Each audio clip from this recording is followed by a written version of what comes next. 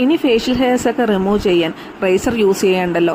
ഈ wax strip use ചെയ്തുകൊണ്ട് എളുപ്പത്തിൽ ഫേഷ്യൽ ഹെയർ റിമൂവ് ചെയ്യാമെന്നോർത്ത് ഞാൻ മേടിച്ച പ്രൊഡക്റ്റാണിത്.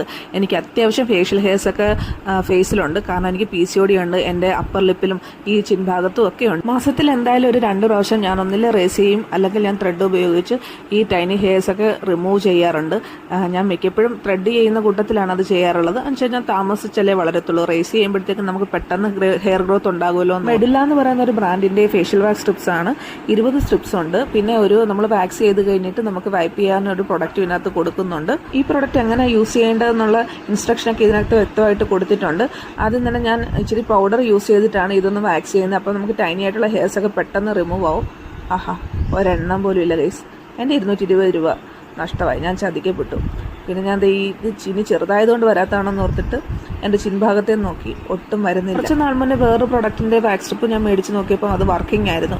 പിന്നെ ഇതിൻ്റെ സൈസൊക്കെ കണ്ടപ്പോൾ ഞാൻ ഓർത്ത് കട്ട് ചെയ്തൊന്നും യൂസ് ചെയ്യണ്ടല്ലോ, ഈസി ടു യൂസ് ആണല്ലോ എന്ന് ഓർത്താണ് ഇത് മേടിച്ചത്. പക്ഷേ ഒട്ടും വർക്കിംഗ് അല്ല. ഞാൻ നല്ല രീതിയിലൊക്കെ റബ്ബ് ചെയ്തൊക്കെ നോക്കി. നിങ്ങൾ ഇനി ഇങ്ങനെയുള്ള പ്രൊഡക്റ്റ് ഒന്നും മേടിക്കണ്ട കേട്ടോ, വെറുതെ പൈസ പോകും. അപ്പോൾ ഓക്കെ ബൈ, അടുത്ത പ്രൊഡക്റ്റുമായിട്ട് കാണാവേ.